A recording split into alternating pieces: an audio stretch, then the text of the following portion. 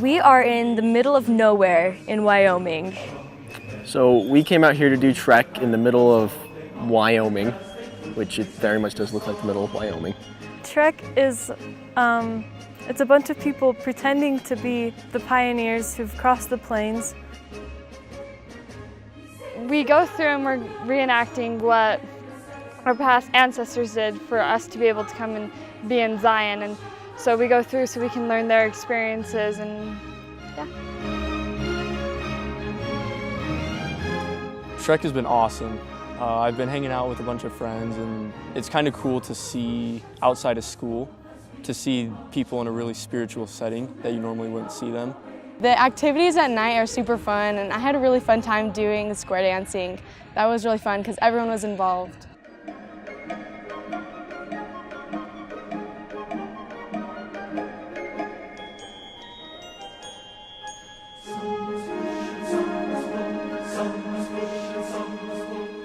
There was one time where I was just sitting eating at my campsite, and I look over and there's like 10 people all forming a pyramid.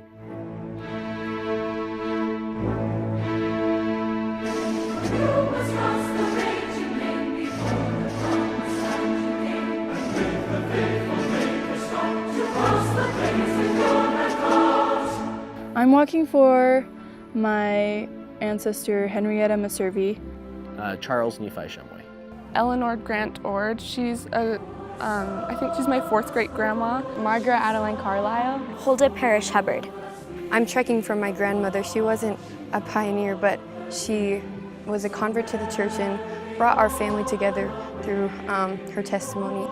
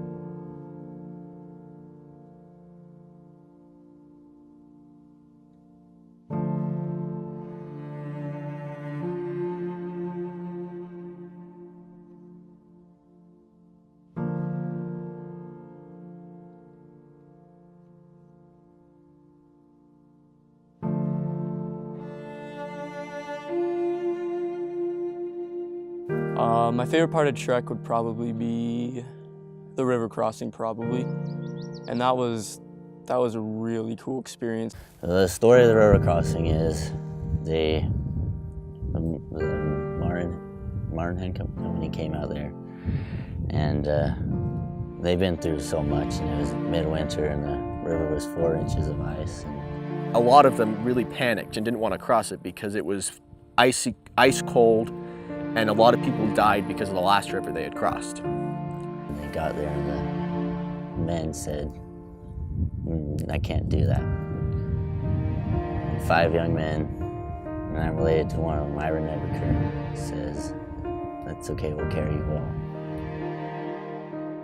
And we started by carrying across 5 young women, and one of them was my little sister. I carried across my little sister, and I actually was tearing up while I did it because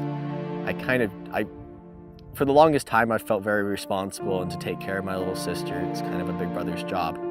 But to carry her across somewhere where everybody was going, where people did that because they would have died if they had just crossed it normally, it was a really special feeling to know that I, in homage to, did something for my sister like that.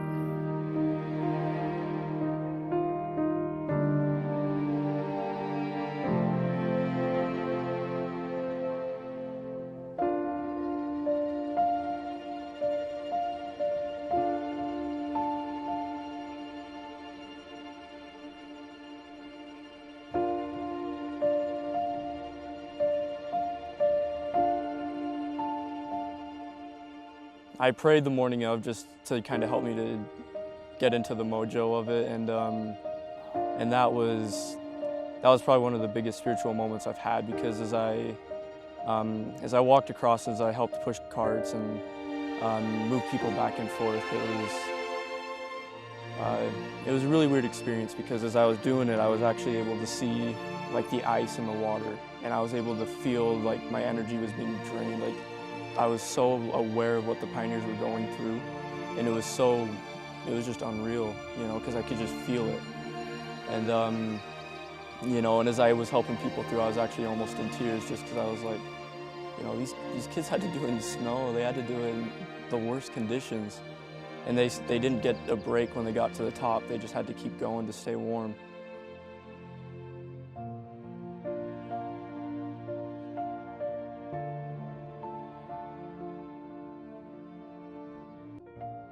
I'm related blood to Ira Nebeker, one of the boys in the river crossing. And he was 17 years old, and I'm 17 years old when he did this. And I thought that was really special to me to be able to come out at this time and do it.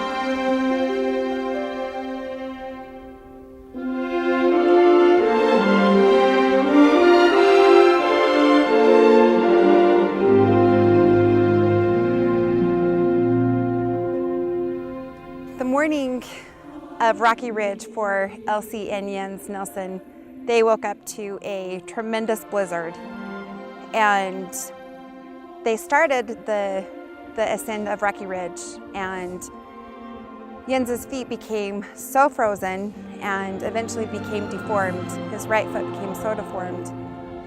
He got to the point where he said to Elsie, "I cannot go any further," and Elsie said, "Ride, I will pull you."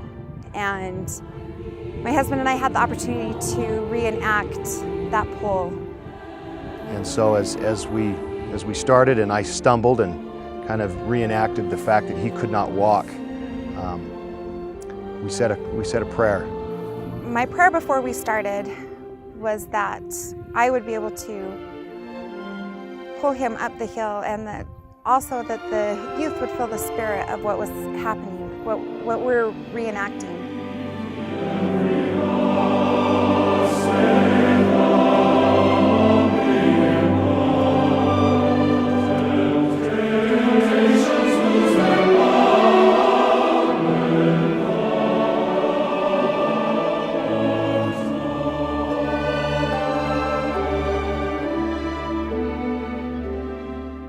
Once I got him in the handcart and I started up the hill, I didn't realize how steep the hill was and how sandy it was. And as I started up, I really was struggling. It was hard. I couldn't breathe. I could feel myself losing my strength, but yet I wanted to keep going, and I didn't have much more in me. It was very difficult to watch my wife struggle, because I wanted to jump out of the wagon and go help and push. But I think in life there are many times where we are asked to do things by ourselves, and the Lord allows us to struggle a little bit. But the learning that I got was that there is opportunities. There are helpers, there are family members, there are friends, there are bishops. There are so many people that will help us when we hit that point where we can't go any further.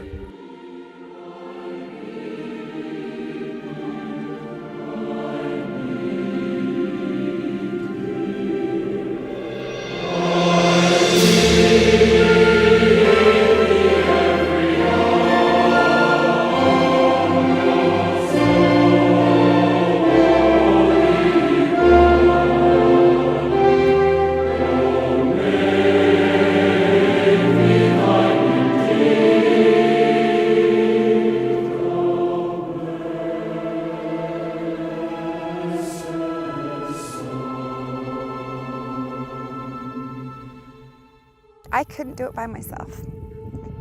And I am forever changed because I know the difference of what it's like to have help and not to have help. And to have help when those angels come definitely was changing for me.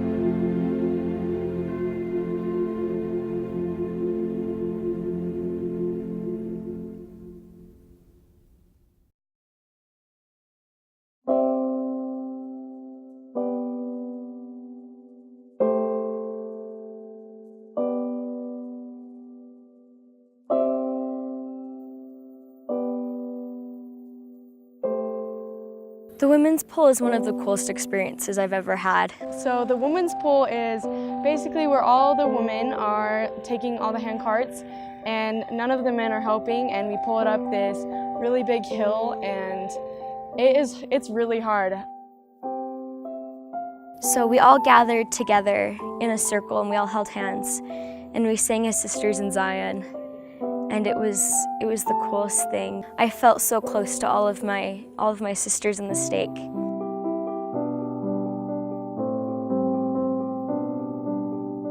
When we were holding hands, it was extremely powerful and a really spiritual experience. And we were talking about, you know, we're all like women, we are all very strong and we help each other. We can't go through life alone, and that we have each other. When we were standing there, you could see all their bright smiles, and you know that all of them are willing to work because they love this gospel.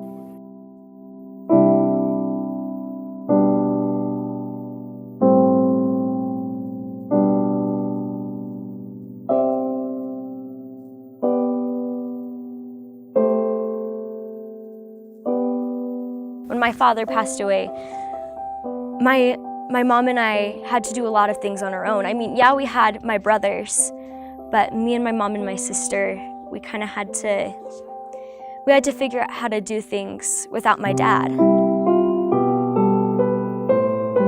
Sister Ehat was actually talking, and she was saying how unified we were, and she was talking about as sisters in Zion, and we started singing that. And after my grandmother passed away, we got to sing that song at her funeral, and it was so special to me because I could feel her presence while we were pushing and while we were holding hands with one another.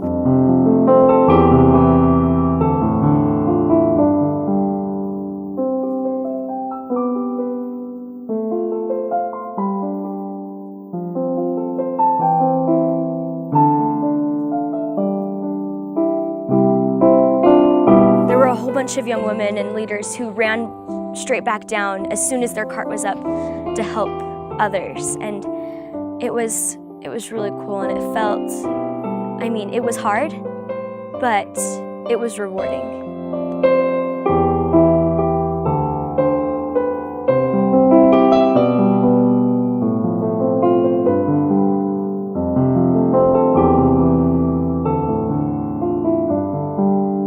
At the top, it was like a great feeling because you could tell everyone was just cheering each other on, and you could feel the spirit, and everyone was so emotional because everyone could feel the spirit so strongly, and we were helping each other and working together as sisters. I've never felt anything like that. We were singing and trekking and watching, and it was amazing. I felt power surrounding us, helping us to push on.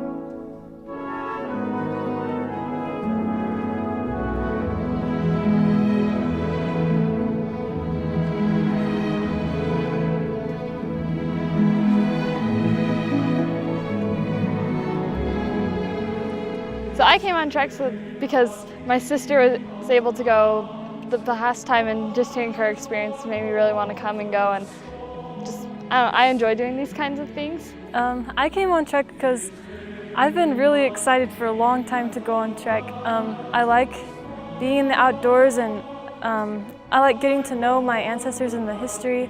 And I wanted to come out here and to really feel what they felt, and as close as I could, and relive that, and to know why they did this. I came on Trek because I felt like I needed to. I came on Trek because I got called to a mission, Berlin, Germany, and this would be my last opportunity to go on Trek. You can feel the spirit so much here, and it's like so present, and I think everyone can feel that.